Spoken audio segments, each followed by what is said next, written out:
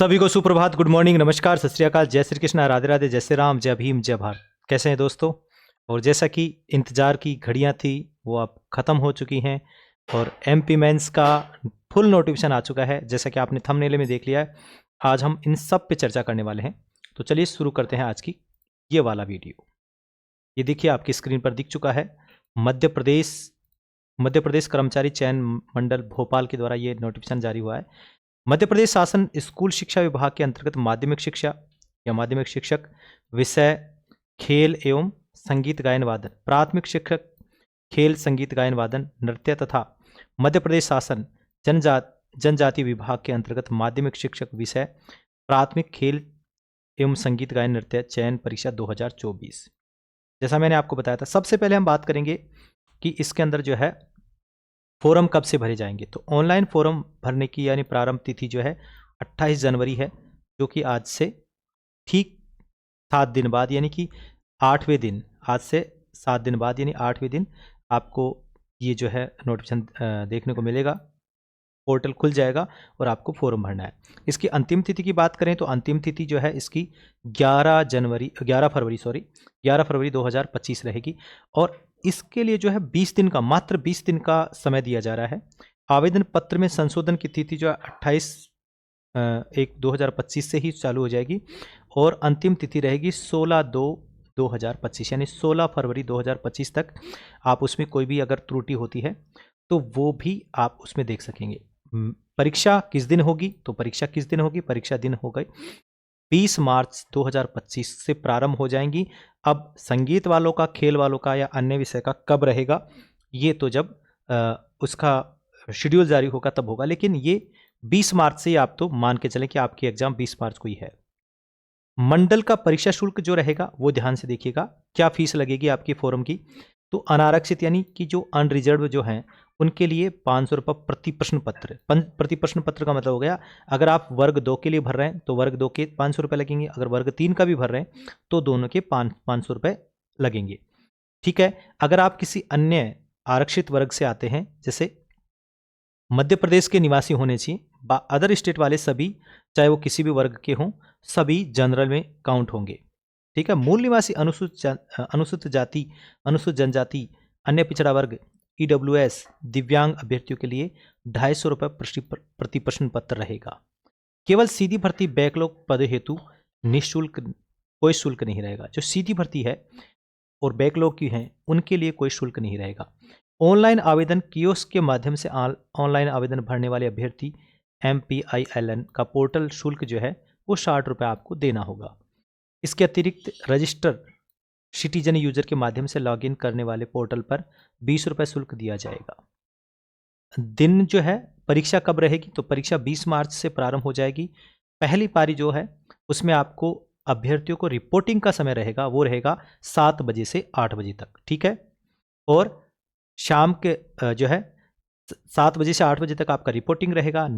आपको 8 बजे के बाद जैसे बैठना, कंप्यूटर पे बैठना और अंदर एंट्री वगैरह का जो भी कार्य रहेगा वो 8:50 से पहले पहले हो जाएगा। 8:50 से लेकर के 9 बजे तक 10 मिनट आपको पेपर के जो रूल हैं, पेपर के जो नियम रहेंगे वो आपको पढ़ने के लिए मिलेंगे।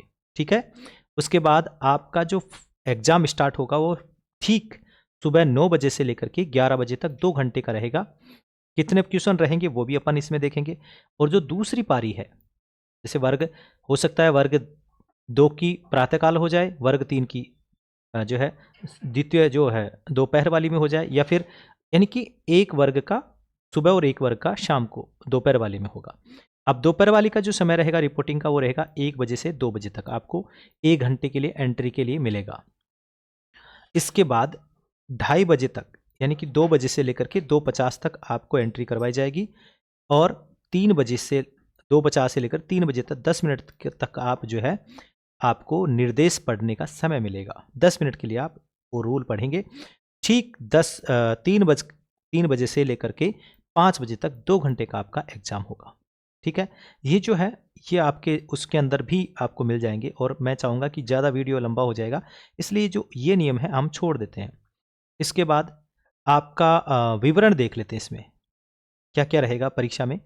तो देखिए, शिक्षक चयन परीक्षा संभागीय नियम एवं पदवार आरक्षित ये आपको प्रश्न संख्या 3 से लेकर के 32 तक मिलेंगे। पदवार पाठ्यक्रम जो आपके सिलेबस रहेगा वो 33 से लेकर 65 पेज तक रहेगा।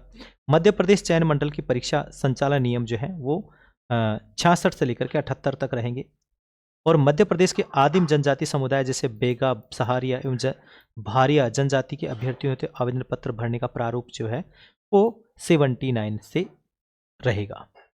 अब इसके अंदर जो तालिकाएं हैं, शिक्षा चयन परीक्षा संबंधित विभागीय नियम व पदवार आरक्षण जो है कैसा रहेगा, निर्देशित उन समस्त आवेदकों पर लागू होंगे। ये जो निर्देश हैं वो सभी जो भी आवेदक हैं उन सब पर लागू होंगे। मध्य प्रदेश शासन स्कूल शिक्षा विभाग तथा मध्य प्रदेश शासन जनजातीय कार्य विभाग के अंतर्गत शिक्षकों की सीधी भर्ती हेतु चयन परीक्षा 2024 हेतु आवेदन कर रहे हैं।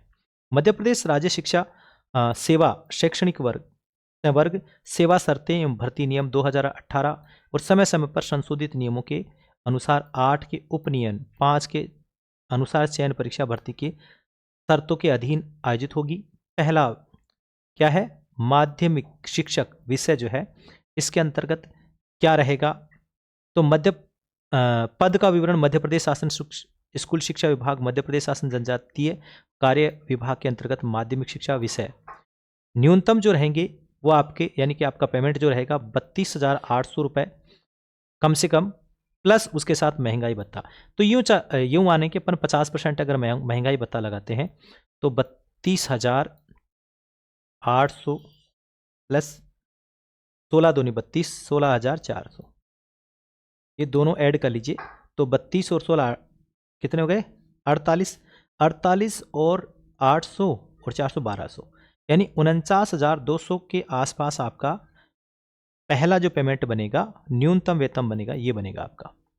पद की श्रेणी तृतीय श्रेणी अकादमिक, इसमें पद संख्या जो है 7,929 है। स्कूल शिक्षा विभाग 7,082 प्लस जनजातीय 847, दोनों इसमें रहेंगी। ठीक है। पात्रता परीक्षा, अब ये फॉर्म कौन भर सकता है, ये फॉर्म भर सकता है पात्रता परीक्षा चयन मंडल भोपाल, मध्य प्रदेश भोपाल के द्वारा आयोजित माध्यमिक शिक्षक पात्रता परीक्षा 2018 या फिर 23 में निर्धारित प्रतिशत के साथ, जो उनका निर्धारित है यानी कि जो वर्ग वाले हैं यानी आरक्षित वर्ग है उनको 75% और जो अनारक्षित है उनको 90%, यानी 90 क्वेश्चन यानी कि 60, ये इनका 60% और इनका 50%। आपके क्या होने चाहिए, यानी आपके 90 क्वेश्चन सही होने चाहिए। आपका जो अनारक्षित है, एक बार फिर से मैं बता देता हूँ, ध्यान से देखिएगा, वीडियो थोड़ा सा लंबा बनेगा लेकिन इसमें सारी जानकारी आपको मिलेगी। जो जनरल वाले हैं, जिसको अपन जनरल बोले अनारक्षित, इसके लिए आपके पास 60% अंक होने चाहिए, यानी कि 150 का एग्जाम था तो आपके 90 क्वेश्चन जिन बच्चों के सही हैं वो अनारक्षित वर्ग है, और जो आरक्षित वर्ग हैं उनके 75 क्वेश्चन सही होने चाहिए। क्वेश्चन यानी 50% आपके ये आने चाहिए। जिन्होंने ये दोनों नियमों को पालन किया है, आरक्षित और अनारक्षित, वे बच्चे ही ये फॉर्म अप्लाई कर सकते हैं, अन्यथा नहीं। ठीक है, तो ये सभी को पता होगा। प्रतिशत के साथ उत्तीर्ण एवं अहर पाए जाएंगे, यानी वही व्यक्ति इसके लिए योग्य पाए जाएंगे। उसके अलावा संबंधित विषय में स्नातक उपाधि तथा प्रारंभिक शिक्षा में 2 वर्षीय डिप्लोमा अथवा उसके समकक्ष का होना चाहिए। संबंधित विषय में न्यूनतम 50% अंकों के साथ स्नातक उपाधि तथा शिक्षा शास्त्र में 1 वर्षीय बीएड। ये जो है ये नियम आप देख लीजिएगा, थोड़ा वीडियो लंबा हो जाएगा, मैं छोटी छोटी चीज़ें आपको बताऊंगा। उसके बाद माध्यमिक शिक्षक खेल के बारे में बात करें तो पद का विवरण मध्य प्रदेश शासन स्कूल शिक्षा विभाग के अंतर्गत माध्यमिक शिक्षा खेल, इसका भी जो है इसके पद हैं 338 हैं टोटल, तृतीय श्रेणी मानी जाएगी, पद की श्रेणी तृतीय रहेगी। वेतनमान न्यूनतम 32,800 प्लस महंगाई भत्ता जो मैंने आपको बताया था। उसके अलावा ये जो है वही नियम है जो ऊपर दिए गए थे। कर्मचारी चयन मंडल भोपाल द्वारा आयोजित माध्यमिक शिक्षा खेल पात्रता परीक्षा 2023 में निर्धारित प्रतिशत और अंकों के साथ आपके पास योग्यता होनी चाहिए। शारीरिक शिक्षा में 50% अंकों के साथ स्नातक, बीपीएड, पीपीआई, बीपीई अथवा समकक्ष योग्यता निर्धारित आपके पास होनी चाहिए 50% अंकों के साथ। नोट यानी कि जो एमपी के, मध्य प्रदेश के हैं, उनके आरक्षित वर्गों जैसे अनुसूचित जाति, अनुसूचित जनजाति, अन्य पिछड़ा वर्ग तथा दिव्यांगजनों अभ्यर्थियों को शैक्षणिक योग्यता के अर्हताकारी अंकों में 5% की छूट मिलेगी, यानी 45% आप लोगों के जो आरक्षित वर्ग हैं उनके पास होना चाहिए। अब बात करते हैं जो मुख्य हमारा जो चैनल चलता है उसी की बात करें, तो हम बात करेंगे संगीत विषय के अंदर शिक्षक गायन और वादन के लिए। ठीक है, पद का विवरण मध्य प्रदेश शासन शिक्षा स्कूल के अंतर्गत माध्यमिक शिक्षक गायन और वादन के लिए पद की श्रेणी है तृतीय श्रेणी, तीसरी श्रेणी मानी जाती है, और पद संख्या रहेंगी 392, यानी 392 टोटल है। ठीक है, इनमें न्यूनतम वेतन कितना रहेगा 32,800 प्लस जो है 800, 32,800 प्लस महंगाई भत्ता, यानी कि ये भी 49,200 के आसपास रहेगा। शैक्षणिक अर्हता भर्ती नियम 2018 में समय समय पर यथा संशोधित नियमों के नियम 8 की अनुसूची 3 के अनुसार निम्नलिखित अर्हता धारण करना अनिवार्य होगा। कर्मचारी चयन मंडल मध्य प्रदेश भोपाल के द्वारा आयोजित माध्यमिक शिक्षक गायन वादन पात्रता परीक्षा 2023 में निर्धारित प्रतिशत के साथ उत्तीर्ण व अर्ह पाए जाने वाले अभ्यर्थियों को ही आवेदन स्वीकार किए जाएंगे, आवेदन के लिए पात्र होंगे। आपके पास ये तो हो गई पात्रता परीक्षा, उसके साथ आपको क्या नियम चाहिए, माध्यम मान्यता प्राप्त बोर्ड से कम 50% अंकों के साथ हाई सेकेंडरी परीक्षा और मान्यता प्राप्त संस्था से बीम्यूज, एमम्यूज, विद, कोविद, रत्न या बीम्यूज के समकक्ष आपके पास होने चाहिए। ये चीज़ें आपके पास इनके साथ होनी, उनमें भी 50% अंक होने चाहिए। इसमें माध्यमिक शिक्षा यानी हायर सेकेंडरी 12th होती है, 12th के अंदर आपके पास 12th में कितने होने चाहिए, 12th के अंदर आपके पास 50% अंक आने चाहिए, तभी आप योग्य हैं। आरक्षित वर्गों को जैसे अनुसूचित जाति, अनुसूचित जनजाति, अन्य पिछड़ा वर्ग तथा दिव्यांगजनों अभ्यर्थियों को शैक्षणिक योग्यता में 5% की छूट रहेगी। तो उनके लिए कितना, यहाँ पर 50 है तो इनके लिए 45% रहेगा। ये हो गया। फिर प्राथमिक खेल शिक्षक उसकी बात करें तो इनके भी सेम सी योही वही है, पद का विवरण और वेतनमान, इसमें पेमेंट थोड़ा सा कम रहेगा। ये भी पद की श्रेणी तृतीय रहेगी। ये जो है वर्ग 3 है, ये कौन सा है, वर्ग 3। वर्ग 3 में 25,300 प्लस महंगाई भत्ता, यानी 25,300 का 12.5 और लगा लो, 12.5 और यानी कि ये आपका 38,800 के समथिंग आपकी सैलरी बनेगी, जो प्रारंभिक बनेगी। 2 या 3 साल तक जो रहता है फिक्स, जो न्यूनतम वेतन रहता है वो। पद की संख्या 1377 है। स्कूल शिक्षा विभाग में प्लस 724 प्लस जनजातीय 653, दोनों मिलाकर के। इसमें भी योग्यता आपको खेल पात्रता परीक्षा 2023 उत्तीर्ण होना चाहिए। उसके साथ ही आपके पास मान्यता प्राप्त बोर्ड से कम 50% अंकों के साथ हायर सेकेंडरी या 12th होनी चाहिए। मान्यता प्राप्त संस्थान से शारीरिक शिक्षा में डिप्लोमा, बीपीएड या बीपीई आदि की समकक्ष होना चाहिए। आरक्षित वर्गों को वही 5% छूट मिलेगी। यही सेम नियम इनके लिए भी है, प्राथमिक शिक्षक गायन वादन के लिए। इसके अंदर जो है प्राथमिक शिक्षक गायन वादन के लिए पद की श्रेणी तृतीय रहेगी और इसमें 452 पोस्टें हैं टोटल। इसमें 422 तो हैं स्कूल विभाग की और 30 है जनजातीय विभाग की। वेतनमान वही रहेगा 25,300 प्लस महंगाई भत्ता। शैक्षणिक योग्यताएं 2018 के अनुसार समय समय पर निर्धारित संशोधन सूची 8 के अनुसार आपकी होंगी और इसमें आपको पात्रता परीक्षा 2023 आपकी क्वालिफाई होना चाहिए, तभी आप इसको लिए भर सकते हैं। वही नियम रहेंगे, 50% अंकों के साथ हाई सेकेंडरी प्राप्त संस्थान में और डिप्लोमा, उसके बाद गायन वादन तथा बीम्यूज, एमम्यूज आदि के समकक्ष आपका होना चाहिए। आरक्षित वर्ग के लिए 5% जो कि मध्य प्रदेश के व्यक्ति हैं उनके लिए। प्राथमिक शिक्षक नृत्य के लिए, इसके लिए भी सेम वही है। ठीक है, पद की श्रेणी तृतीय और 270 पोस्टें हैं टोटल। इनमें 254 स्कूल शिक्षा विभाग और 16 पोस्ट जनजातीय विभाग की है। वेतनमान वही 25,300 प्लस महंगाई भत्ता। वही नियम है, आपके पास 2023 की पात्रता परीक्षा होनी चाहिए, 50% अंकों के साथ हाई सेकेंडरी परीक्षा उत्तीर्ण, मान्यता प्राप्त संस्था से नृत्य में डिप्लोमा, मान्यता प्राप्त विश्वविद्यालय से बीम्यूज नृत्य, एमम्यूज नृत्य, नृत्य में कोविद या रत्न में उपाधि या बीम्यूज आदि के समकक्ष होना चाहिए। साथ में ही जो बच्चे एमपी के उनको 45% होना चाहिए आरक्षित वर्ग में। अब बात करते हैं इसके अंदर अंक सूची उपाधि शैक्षणिक योग्यताएं मान्यता प्राप्त संस्थान के ही मान्य होंगे। मान्यता प्राप्त संस्थान का मतलब हो गया कि आप या तो यूजीसी से अप्रूव्ड होना चाहिए इस तरीके के जो संस्थान हैं उन्हीं का मान्यता होगा। इसके अतिरिक्त अन्य समस्त आवश्यक प्रमाण पत्र राज्य शासन द्वारा अभिविहित समकक्ष प्राधिकारी द्वारा जारी किए गए प्रमाण पत्र ही स्वीकार किए जाएंगे। यह दायित्व पूरी तरह से अभ्यर्थी का होगा। जैसे मान लीजिए आपने अन्य पिछड़ा वर्ग में भरवा दिया फॉर्म, और आपके पास जो आपने फॉर्मेट बनवाया या आपका जो प्रमाण पत्र बनवाया वो एक सक्षम अधिकारी का नहीं है, तो वो आपका वैलिड नहीं होगा।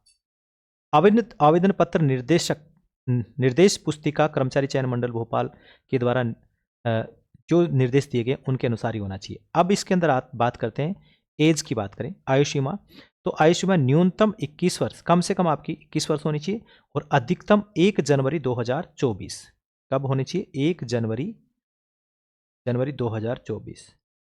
24 इस तक आपकी कितनी 40 साल से कम होनी चाहिए, 40 वर्ष से कम होनी चाहिए, ये आपके पास योग्यताएं होनी चाहिए। ठीक है। उसके बाद आवेदक अधिकतम अतिथि शिक्षक जिनके द्वारा न्यूनतम, ये योग्यताएं किनकी हैं? जो अतिथि शिक्षक उनके लिए सत्र में यानी 3 सत्रों में कम से कम 200 दिवस मध्य प्रदेश में शासकीय विद्यालयों में अतिथि शिक्षक के रूप में अध्यापन का कार्य किया हो, उनकी अधिकतम आयु सीमा रहेगी। जैसे पुरुष आवेदन अनारक्षित के लिए 40 वर्ष, ठीक है, और जो ये काम कर चुके हैं 200 दिन तक, उनके लिए 49 वर्ष। मध्य प्रदेश की मूल स्थानीय निवासी महिला आवेदक अनारक्षित वर्ग, उनकी 45 वर्ष, और जिन्होंने काम कर लिया उनके लिए 54 वर्ष। ठीक है। पुरुष महिला मध्य प्रदेश शासन में निगम मंडल स्वशासी संस्था के कर्मचारी चयन सैनिक आदि के लिए 45 वर्ष, और जिन्होंने काम किया उनके लिए 45 वर्ष। पुरुष महिला मध्य प्रदेश के आरक्षित वर्ग अनुसूचित जाति, अनुसूचित जनजाति, अन्य पिछड़ा वर्ग के लिए 45 वर्ष, और जिन्होंने वर्क किया 200 दिन तक अतिथि शिक्षक रूप में, उनको 54 वर्ष तक अप्लाई कर सकते हैं। मध्य प्रदेश के मूल स्थानीय निवासी दिव्यांगजन आवेदकों के लिए सामान्य के लिए 45 वर्ष, और जिन्होंने काम किया है यानी अतिथि शिक्षक के रूप में, उनको 54 वर्ष तक की रहेगी। न्यूनतम एवं अधिकतम आयु की गणना जो की जाएगी वो 1/1/2024 के आधार पर की जाएगी। आरक्षण तथा आयु सीमा से संबंधित छूट मध्य प्रदेश के मूल निवासी स्थानीय निवासियों को ही होगा। मध्य प्रदेश के मूल स्थानीय निवासियों को ही खंडिका 6.2 के अनुसार आयु सीमा में छूट प्राप्त होगी। ये जो छूट दी गई है ये केवल मध्य प्रदेश के जो व्यक्ति हैं उन्हीं को मिलेगी। ठीक है। अब ये तो हो गई, इसके अलावा ज़्यादा चीज़ें अपन इसमें जो काम की चीज़ें वो अपन आप यहाँ पर देखने वाले हैं। हाल ही भारत सरकार के द्वारा अब जो है ये नियम दिए गए हैं। आप ये जो है इसको अपने यहाँ से टेलीग्राम से भी आप डाउनलोड कर सकते हैं, PDF आपको मिल जाएगी। आप अनुसूचित जनजाति अन्य पिछड़ा वर्ग के लिए 40% तक दिव्यांगजन होना चाहिए, और अन्य के लिए 50% होना, तभी उसका सर्टिफिकेट मान्य होगा। इससे कम का है तो वो नहीं मान्य होगा। स्पष्टीकरण, शिक्षकों के रिक्त पदों पर नियुक्ति हेतु विज्ञापन जारी कर शिक्षक चयन परीक्षा आयोजित की जाएगी। शिक्षक चयन परीक्षा के आधार पर अर्हताधारी अभ्यर्थियों की ही नियुक्ति पर विचार किया जाएगा। ठीक है। 2023 में अब देखिए यहाँ पर क्या दे रखा है, शिक्षक चयन परीक्षा हेतु अनुसूचित जाति, जनजाति, अन्य पिछड़ा वर्ग, आर्थिक रूप से कमजोर अभ्यर्थियों जो मध्य प्रदेश के मूल निवासी हों एवं दिव्यांगजन अभ्यर्थियों के लिए संबंधित विषय की शिक्षक पात्रता परीक्षा 2018 या 23 में न्यूनतम 50% अंक होने चाहिए। ये किसके हैं? जो आरक्षित वर्ग हैं।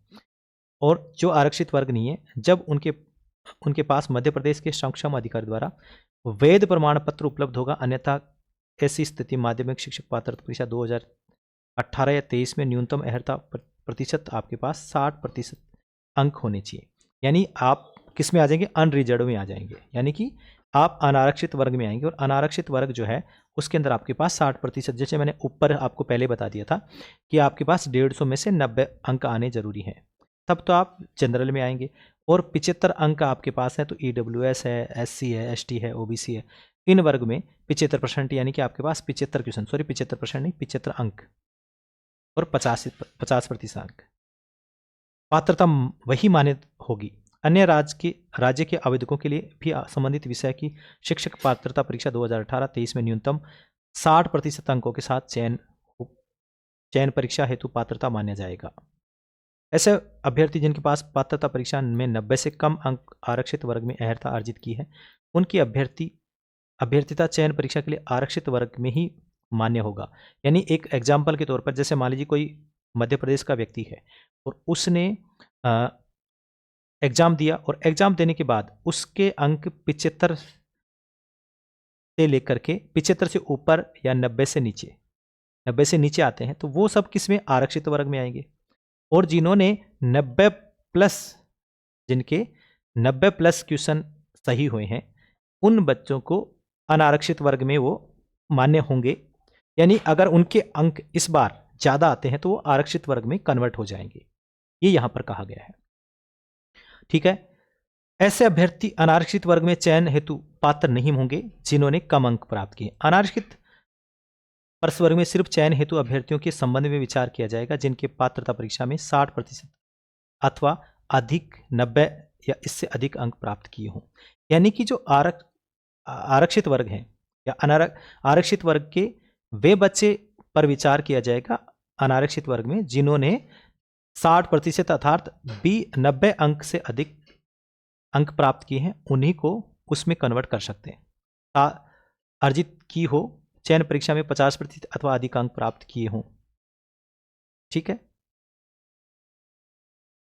आगे तो ये नियम मैंने आपको बता दिए हैं। शिक्षक चयन परीक्षा में अहर अंक प्राप्त करने मात्र से नियुक्ति हेतु कोई दावा नहीं किया जाएगा। स्कूल शिक्षा विभाग, जनजातीय कार्य विभाग द्वारा निर्धारित नियुक्ति की समस्त शर्तें पूर्ण होने पर ही नियुक्ति की कार्रवाई होगी।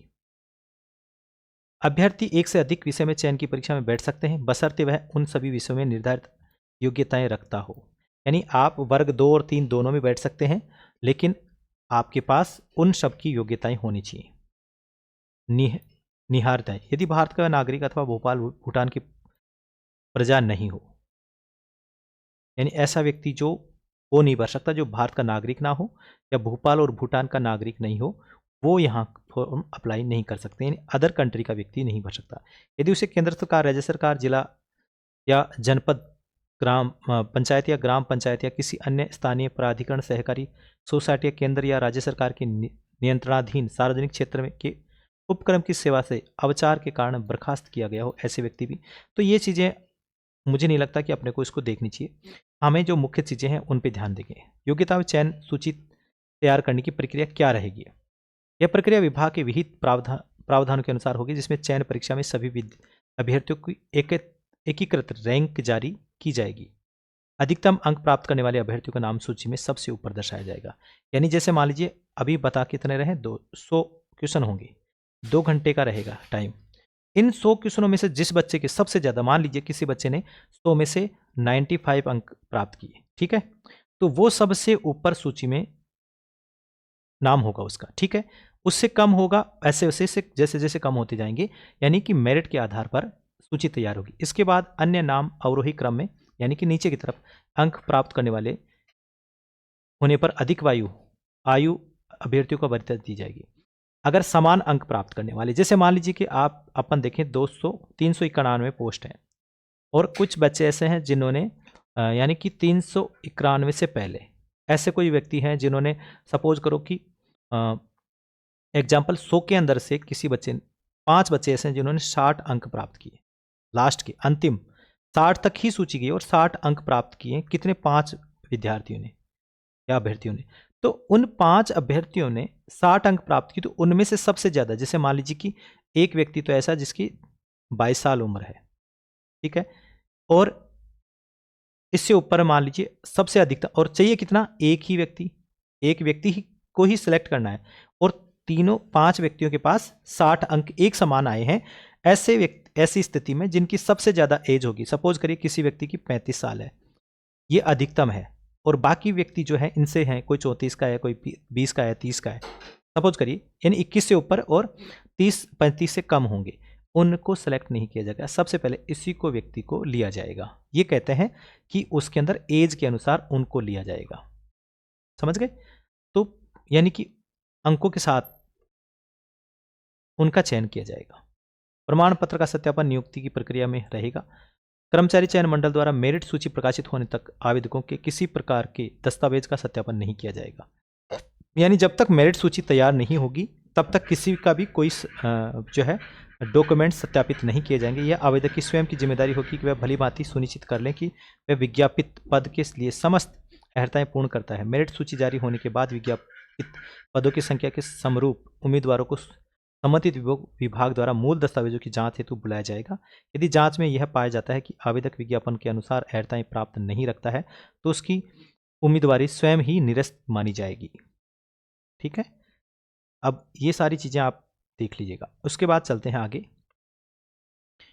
मध्य प्रदेश स्कूल शिक्षा विभाग के अंदर जो अनारक्षित वर्गों के लिए क्या क्या रहेगा। अब मैं सभी विषयों का ना देख करके मैं केवल संगीत विषय के ऊपर आ जाता हूं। बाकी बच्चों को अगर जो किसी अन्य विषय के हैं तो आप हमारे टेलीग्राम का लिंक आपको यहाँ पे मिल जाएगा नीचे डिस्क्रिप्शन में। वे बच्चे ये पीडीएफ वहाँ से डाउनलोड कर सकते हैं और आप अपनी अहर्ताएं इस पीडीएफ के माध्यम से जान सकते हैं कि किस में कितने हैं। अगर दोस्तों आपको वीडियो अच्छा लगा तो प्लीज़ लाइक कर दीजिएगा, शेयर कर दीजिएगा। अगर चैनल पर पहली बार आए तो चैनल को सब्सक्राइब करके बेल आइकन को प्रेस कर लीजिएगा।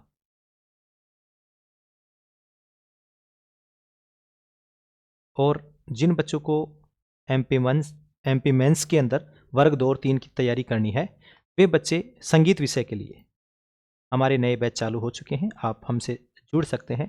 प्रॉपर तरीके से जो सिलेबस दिया गया उसी से पढ़ाऊंगा और इतना कह सकता हूं कि जो पढ़ाऊंगा उसी में से आएगा, लेकिन पढ़ना पड़ेगा। मध्य प्रदेश शासन स्कूल शिक्षा विभाग के अंतर्गत माध्यमिक शिक्षा शिक्षक संगीत गायन वादन सीधी भर्ती रिक्त पदों के लिए आरक्षण तालिकाएं। अब ये जो है, ये जो 191 पोस्ट हैं, ये आपको ध्यान देने वाली है। ये किसके लिए? अतिथि शिक्षक जिन्होंने पहले से काम किया हुआ है 200 दिन तक, उन बच्चों के लिए है। अब इसमें भी पद कोड 35 है। सीधी भर्ती नवीन पद माध्यमिक शिक्षक गायन वादन के लिए। अब इसमें देखिए जो अनारक्षित वर्ग है इसमें ओपन यानी कि पुरुषों के लिए कितनी रहेगी? पुरुष और महिला दोनों के लिए रहेगी 26 और महिलाओं के लिए रहेगी 25। इसमें पुरुष और महिलाएं दोनों का काउंट हो सकती है। और इसमें भूतपूर्व में 3 और महिलाओं में 4, ये टोटल 56 है। ईडब्ल्यूएस की क्या रहेंगी? 8 पोस्टें ओपन रहेंगी, 7 पोस्टें महिलाओं के लिए रहेंगी, 1 भूतपूर्व सैनिक और 1 भूतपूर्व महिला सैनिक, ये टोटल 17 है। अनुसूचित जाति में 14 है, 13 जो है ओपन में है और 13 महिलाओं के लिए है। एक एक पुरुष और महिलाओं के लिए 29 है। टोटल कितनी पोस्टें हैं? ये 191 है। अन्य पिछड़ा वर्ग की भी देख सकते हैं, अनुसूचित जाति की भी देख सकते हैं, 17 17 2 2। अन्य पिछड़ा वर्ग की 23 23 3 2 2 1। ठीक है। अन्य पिछड़ा वर्ग में 14% आरक्षण के अनुसार 87% पदों की आरक्षण तालिका ये दी गई है। अब इसमें अनारक्षित में महिलाएं जो है वो कितनी है? 26 ओपन है और 25 महिलाओं की है। ये 166 है, 191 166। ठीक है। 13% ये जो है प्रावधान आरक्षण तालिका में महिलाओं के लिए दिव्यांग। अनारक्षित में 25 और अन्य पिछड़ा वर्ग ओबीसी में 25। ये जो है 11 महिलाओं के लिए, 11 ओपन है, 11 महिलाओं के लिए, 11 ओपन है। तो ये आप देख लीजिएगा। संगीत गायन वादन गैर अतिथि शिक्षक, गैर अतिथि का मतलब होता है जो जिन्होंने कहीं काम नहीं किया, किसी अदर स्टेट के, सभी उसमें आ जाते हैं। इनके लिए हैं 201 पोस्टें हैं। उनमें से अनारक्षित वर्ग की बात करें तो ओपन 26 हैं, महिलाओं के लिए भी 26 हैं। ओपन 3, महिलाओं के लिए 3, टोटल 58 है। ईडब्ल्यूएस में 8 8 है, एक एक ओपन महिलाओं के लिए 18। अनुसूचित जाति एससी के लिए 14 14 2 2 और अनुसूचित जनजाति के लिए 18 17 2 2 39 और अन्य पिछड़ा वर्ग के लिए 24 24 3 3 टोटल 54, यानी 201 पोस्टें ये हैं। ठीक है। इस प्रकार से 176 अन्य पिछड़ा वर्ग और उनमें भी अन्य पिछड़ा वर्ग में आरक्षित वर्ग हैं। ये किस में है?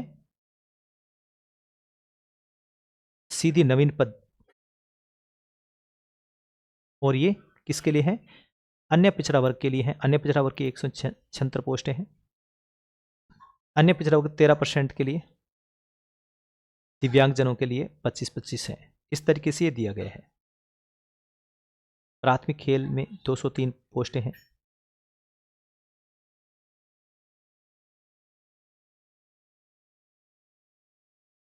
चलते हैं वापस।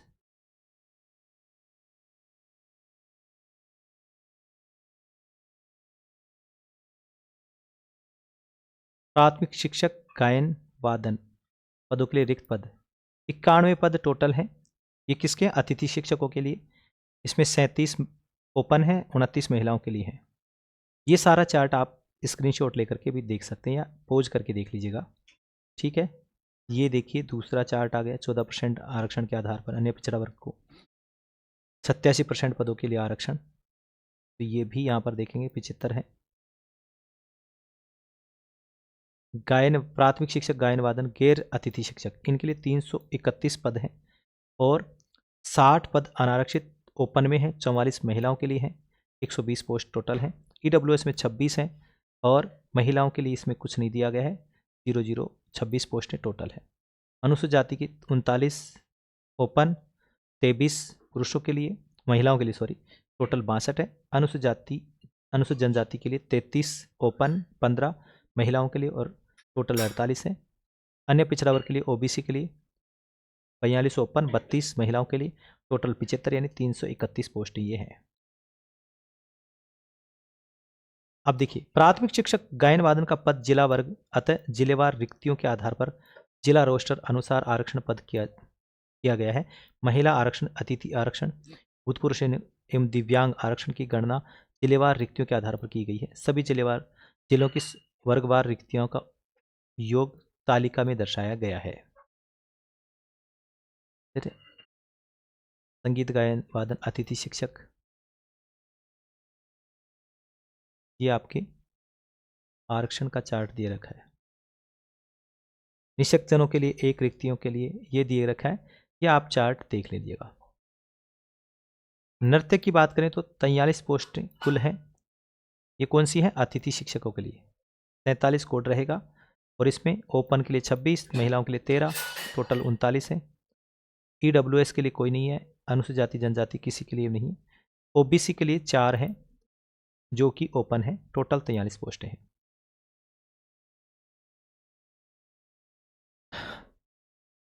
गैर अतिथि यानी जो उनके लिए 211 पोस्टें हैं ये नृत्य के लिए, और इसमें ओपन के लिए 51, 36 महिलाओं के लिए टोटल 90 हैं। ये यूआर अनरिजर्व में है। ईडब्ल्यूएस के लिए 2 पोस्टें ओपन हैं, महिलाओं के लिए कोई पोस्ट नहीं है। अनुसूचित जाति में 29 हैं ओपन, महिलाओं के लिए 3 हैं, टोटल 32 हैं। अनुसूचित जनजाति में 26 हैं और टोटल 26 हैं, महिलाओं के लिए कोई आरक्षण नहीं है। और अन्य पिछड़ा वर्ग में 38 हैं, महिलाओं के लिए 23 हैं, टोटल 61 है। 211 पोस्टें हैं। ठीक है, पाठ्यक्रम सूची संस्कृत के लिए। अब देखिए इनके लिए क्या रहेगा, सभी के लिए विषय हिंदी, अंग्रेजी, संस्कृत, सामाजिक विज्ञान 100 प्रश्न रहेंगे और 100 ही आपके अंक रहेंगे। ठीक है, शिक्षक विषय ये सिलेबस आ गया आपके। ठीक है, अब मैं सिलेबस पे सीधा ही चलेंगे अपन संगीत विषय के सिलेबस पर।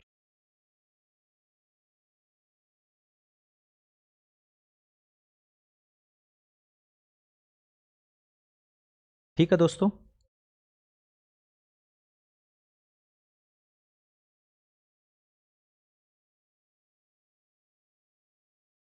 मैं एक बार आपको ये बता दूं कि कितने कितने क्वेश्चन होंगे। वीडियो के उसके लिए आपको अलग से मिलेगा। सिलेबस जो है वो मैं गायन वादन का अलग से दूंगा। इसके अंदर ये दिखा, पाठ्यक्रम योजना के अंतर्गत सभी प्रश्न अनिवार्य होंगे। चयन परीक्षा के लिए 100 अंक होंगे। एक प्रश्न पत्र परीक्षा की 2 घंटे की होगी। चयन परीक्षा में सभी MCQs होंगे, इनके 4 विकल्प मिलेंगे। प्रत्येक प्रश्न 1 अंक का होगा। प्रश्न पत्र 100 अंक का होगा। इस प्रश्न पत्र में 2 बहुविकल्पीय प्रश्न होंगे। विषय वस्तु का अनुसार होगा। सिलेबस ये दे रखा है, सिलेबस में आपको सिलेबस का वीडियो अलग से मिल जाएगा। तो ये था दोस्तों आज का वीडियो। उम्मीद करता हूँ कि आपको ये अच्छा लगा होगा।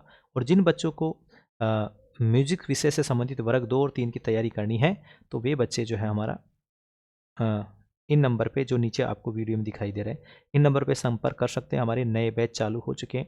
प्रॉपर सिलेबस के अकॉर्डिंग आपकी तैयारी करवाएंगे और आपके एग्ज़ाम से पहले आपका हो जाएगा। और अगर आप आज कल में अगर ज्वाइन करते हैं तो आपको 1000 तक का जो सिलेबस जो है हमारा जो फीस है उसके अंदर आपको डिस्काउंट मिलेगा, जो कि न्यू ईयर्स और हैप्पी लोहड़ी और उसके साथ ही अभी 26 जनवरी के उपलक्ष्य में आपको छूट दी जा रही है। ठीक है दोस्तों, मिलते हैं फिर एक सिलेबस के साथ नए वीडियो में। तब तक के लिए धन्यवाद सभी को, बाय बाय।